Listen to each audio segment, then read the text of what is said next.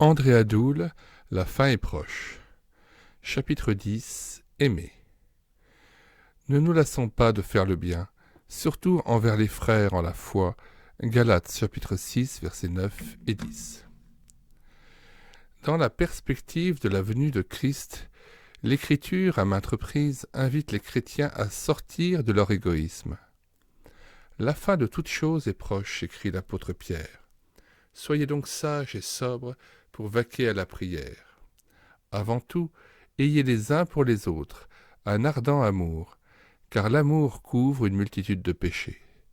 Exercez l'hospitalité les uns envers les autres sans murmure. 1 Pierre 4, 7 à 9.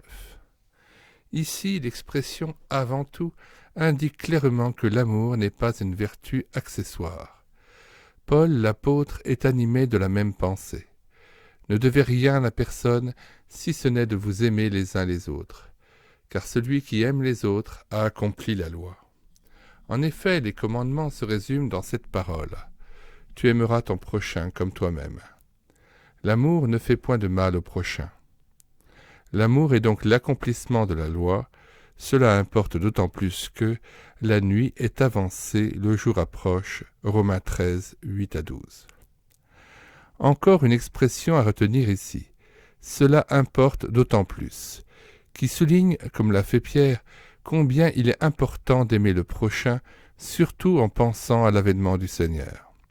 Selon Paul, l'amour est le lien de la perfection, Colossiens 3, 14, ou encore une voie par excellence, 1 Corinthiens 12, 31. Après avoir longuement parlé de sa venue, Matthieu 24, Jésus raconte une parabole pour énoncer une vérité qu'on aurait tort d'oublier, à savoir que tout acte, tout geste d'amour accompli pour le bien du prochain équivaut à un acte qui serait fait au Seigneur lui-même.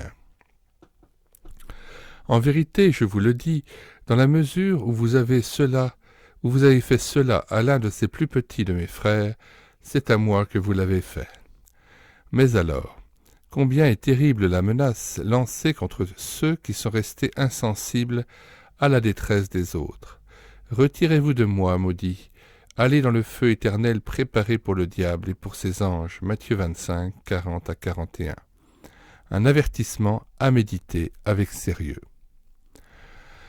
Avouons d'emblée qu'il ne nous est pas naturel d'aimer, d'être plein de bonté, surtout envers celui qui se montre hostile ou simplement antipathique. Il n'y a pas de quoi s'étonner, puisque Jésus va jusqu'à qualifier de méchants même ceux qui sont bons et donnent de bonnes choses à leurs enfants. Si donc méchants comme vous l'êtes, vous savez donner de bonnes choses à vos enfants, à combien plus forte raison le Père Céleste donnera-t-il le Saint-Esprit à ceux qui le lui demandent. Luc 11, verset 13. Heureusement, on ne vit pas en communion étroite avec le Dieu d'amour sans être animé du désir de donner le meilleur à son prochain et rester insensible devant une personne éprouvée, qui demeure en lui et remplie de son amour. 1. Notons qu'il n'y a pas d'amour sans purification.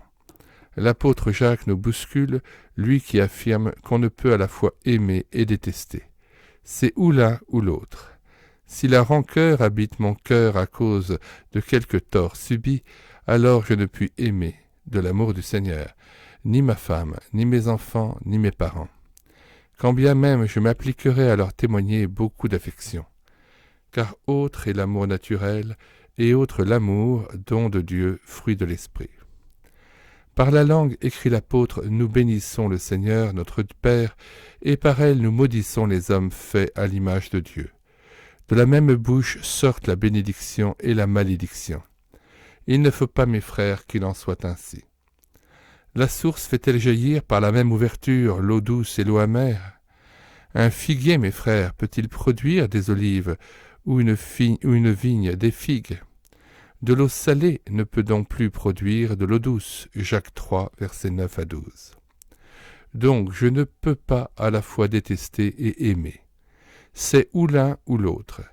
Si je suis en guerre avec mon voisin, je ne puis aimer de l'amour de Dieu mon conjoint ou mes propres enfants. Pour aimer comme Dieu me l'ordonne, c'est-à-dire de son amour, Il importe que mon cœur soit purifié de toute animosité, de toute amertume, de toute haine, de toute idée de vengeance ou du refus de pardonner. C'est pourquoi je veux être toujours disposé à être sondé par Dieu, toujours prêt à lui confesser ce qu'il me révélera sans me rebeller, car je veux aimer le prochain de l'amour du Seigneur. 1 Jean 1,7. Le temps est proche, que celui qui est saint se sanctifie encore. Apocalypse 22, versets 10 à 11. Deuxièmement, l'amour est un fruit de l'esprit, un don de Dieu à recevoir, un vêtement dont je dois être revêtu. Colossiens 3,14. Il faut donc reconnaître que je ne possède pas cet amour pour le demander à Dieu avec force. Cette vertu n'a rien de commun avec notre bonté naturelle, nos marques d'affection ou notre générosité à l'égard des démunis. Autant de gestes que nous qualifions d'amour, mais que Dieu juge différemment. Lire 1 Corinthiens 13,3.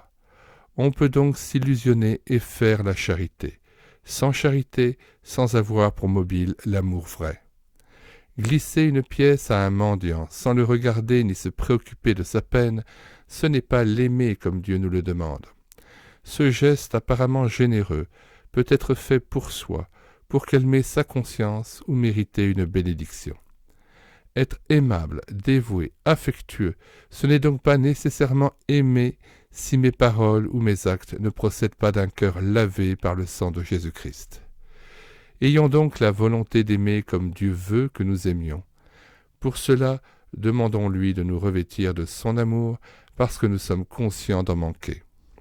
Troisièmement, qu'est-ce qu'aimer ? Aimer, ce n'est pas éprouver une émotion ou un sentiment. Aimer, c'est vouloir. Vouloir le bien, la joie de l'autre et s'employer pratiquement à la lui donner. C'est viser son épanouissement, son salut s'il tourne le dos à Jésus-Christ. Qui aime, accepte le prochain tel qu'il est, avec la pensée bien arrêtée de lui donner le meilleur, même s'il est antipathique ou visiblement hostile à notre égard. L'Écriture nous appelle, c'est donc notre vocation, à bénir tout homme, qu'il soit bénissable ou non. Appelé à bénir. 1 Pierre 3,9. Que de choses à corriger en nous, dans notre comportement, dans notre vie de couple ou de parents, dans nos rapports avec nos voisins ou les personnes que nous côtoyons dans notre vie professionnelle, dans nos relations avec les frères et sœurs en la foi. C'est pourquoi il est urgent de nous placer dans la lumière de Dieu afin d'être toujours prêts à le rencontrer, car il vient bientôt. 4. L'amour n'est pas faiblesse. Dans certaines circonstances, c'est faire preuve d'amour que d'avertir, de désapprouver, de reprendre son prochain ou de lui résister. Parce qu'il aimait son fils, le père de l'enfant prodigue n'a pas envoyé un serviteur pour lui apporter des vivres et de l'argent lorsqu'il était dans la détresse. Ce faisant, il l'aurait perdu à tout jamais. Ainsi secouru, son fils n'aurait pas songé à réintégrer la maison paternelle dans la repentance. Il fallait qu'il touchât le fond de sa misère pour être sauvé. Bien sûr, c'est toujours une souffrance que de devoir résister à une personne qu'on aime de l'amour de Dieu. Il y a quelques décennies, un automobiliste m'a beaucoup aimé en fonçant sur ma voiture avec sa 2 chevaux, dans une rue de Provins, au risque d'être moins aimé de moi. Et oui, il m'a sauvé la vie et je lui suis reconnaissant car je m'étais engagé dans un sens interdit alors que la circulation était intense. Les poids lourds qui venaient en sens inverse à vive allure m'auraient réduit en bouillie si j'avais continué d'avancer, la rue étant très étroite 100 mètres plus loin. Cinquièmement, l'amour se prouve par des actes. Il pousse à agir. N'aimons pas en parole et avec la langue, mais en action et avec vérité. 1 Jean 3,18. Celui qui aime s'adonne de tout cœur aux bonnes œuvres et à des gestes de bonté. Les occasions ne manquent pas pour celui qui aime. Ne nous lassons pas de faire le bien, car nous moissonnerons au temps convenable si nous ne nous relâchons pas. Galates 6, verset 9. La vraie foi est agissante par l'amour. Galates 5, verset 6. 6. La bonté. C'est un fruit de l'esprit, l'une des facettes de l'amour. La Bible nous relate le cas d'un esclave, serviteur du roi Sédécias, dont le nom est Ebed-Mélec, littéralement serviteur du roi. Cet homme avait appris que Jérémie le prophète venait d'être jeté dans une citerne où il risquait la mort à brève échéance. Ebed-Mélec ne se contenta pas d'avoir pitié du prophète. Il tenta une démarche auprès du roi pour obtenir la permission de délivrer le malheureux prisonnier. Il y parvint au moyen de cordes et de chiffons destinés à protéger ses aisselles. Détail touchant, qu'il lança dans la citerne à Jérémie. On put ainsi le tirer hors de son cachot sans le blesser. Grâce à l'initiative de cet humble serviteur, le prophète eut la vie sauve. Quant à Ebed-Mélec, il fut lui aussi épargné lorsque l'envahisseur s'empara de Jérusalem. Dieu permit en outre que son nom passât à la postérité. Jérémie 38, versets 7 à 13. L'amour est plein de bonté. 1 Corinthiens 13, verset 4. Septièmement, la bonté, c'est l'amour en action, qui s'exprime par de petits gestes, des paroles, une attitude bienveillante, simplement pour faire plaisir. L'homme bon surveille ses propos et se garde de heurter inutilement son prochain, de l'humilier ou de le décourager, surtout quand il faut l'avertir ou le reprendre. La bonté est faite d'indulgence, de générosité de cœur et de constant souci des intérêts de l'autre. Faire plaisir, c'est biblique, que chacun plaise au prochain pour ce qui est bon en vue de l'édification. Romains 15, verset 2. La bonté édifie. Huitièmement, quelques occasions d'aimer. Si vous êtes déterminé à sortir de votre égoïsme, le travail abondera et sera varié. Commencez d'abord par penser aux autres en intercédant fidèlement pour vos proches, vos connaissances, les voisins que Dieu place sur votre cœur. Dressez la liste des amis que vous rencontrez chaque semaine à l'église ou dans votre vie professionnelle. Consultez souvent votre liste et nommez, devant le Dieu qui bénit, les noms que vous y avez inscrits. N'est-ce pas une façon d'aimer son prochain? Exercez l'hospitalité. Comme le conseille l'apôtre en pensant à l'avènement qui est tout proche, exercez l'hospitalité les uns envers les autres sans murmure. 1 Pierre 4, 7 à 9. Que de maisons barricadées parmi les croyants. Nombre de pasteurs se plaignent, ce sont toujours les mêmes qui s'offrent à héberger un frère de passage ou à le recevoir à leur table. Quand donc avez-vous accueilli chez vous, pour un repas ou une tasse de café, un ami de l'Église, un voisin célibataire, un chrétien de passage, une personne en difficulté? Ne manquez pas de visiter les malades, les personnes seules ou âgées, en leur apportant une petite gâterie, un peu de lecture, en tout cas un peu d'affection. Je le sais, il y a des visites qui fatiguent les patients. Si vous voyez que la personne visitée souffre, alors ne l'accablez pas par une abondance de paroles ou de questions, mais soyez assez sage pour vous retirer avant qu'on souhaite votre départ. Dans ce cas, les visites courtes sont les meilleures. Si en entrant dans la chambre, vous trouvez déjà des amis qui sont venus entourer le malade, retirez-vous après quelques mots de salutation. Surtout, n'allez pas voir telle personne par devoir ou à contre-cœur, mais comme un service de Dieu, toujours pour la joie du malade.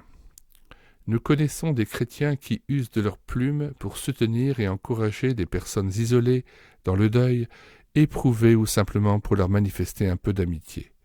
Il est vrai que écrire une lettre prend du temps, mais après tout, il n'y a pas d'amour véritable qui ne coûte rien. Bien sûr, on peut aussi encourager en prenant contact avec certaines personnes par le téléphone pour s'informer de leur santé, de leur situation. Il est toujours agréable de savoir que quelqu'un pense à vous. Il n'empêche qu'une lettre est certainement plus appréciée qu'une brève communication téléphonique parce qu'on peut reprendre la lettre plusieurs fois et se réjouir en la lisant. Enfin, profitez de toutes les occasions pour venir en aide au prochain, quel qu'il soit, toujours avec la pensée d'être agréable à Dieu, en se donnant aux autres. Le travail, avons-nous dit, ne manque pas pour celui qui veut être utile et faire plaisir. Ne nous lassons pas de faire le bien, car nous moissonnerons au temps convenable si nous ne nous relâchons pas. Galates 6, verset 9. Notre modèle. Avant de terminer ce chapitre qui demanderait un plus long développement, tournons-nous vers le Seigneur qui est riche en bonté. Nombre 14, verset 18. Psaume 86, verset 15. Psaume 103, verset 8. Sa bonté est immense. Psaume 69, verset 17. Elle va jusqu'aux cieux, et donc dépasse toute cime. Psaume 36, verset 6. Psaume 57, verset 11. Psaume 108, verset 5. Elle remplit la terre. Psaume 33, verset 5. Elle est d'autant plus immense que le Dieu saint et juste ouvre sa maison à des rebelles ingrats, hostiles et méchants. Sa bonté a été manifestée lorsqu'il a donné ce qu'il a de plus cher, à savoir son Fils. Lorsque la bonté de Dieu notre Sauveur et son amour pour les hommes ont été manifestés, il nous a sauvés, selon sa miséricorde. Tite 3, verset 4. Sa bonté se renouvelle et subsiste à toujours. Lamentation 3, verset 23. Psaume 52, verset 3. Elle s'exerce envers tous, principalement à l'égard de ceux qui le craignent. Psaume 103, verset 11, ou espère en lui. Lamentation 3, verset 25. Il fait lever son soleil sur les bons et les méchants. Matthieu 5, verset 45. Luc 6, verset 35. Quelle leçon! Elle déclenche la louange et nourrit notre culte personnel. Je chanterai toujours les bontés de l'Éternel. Psaume 89, verset 2. Son amour nous fait une obligation d'être bons envers les autres. Éphésiens 4, 32. Nous nous rendons recommandables par la bonté. 2 Corinthiens 6, 6, etc. Ce qui fait le charme d'un homme, c'est sa bonté. Proverbe 19, verset 22.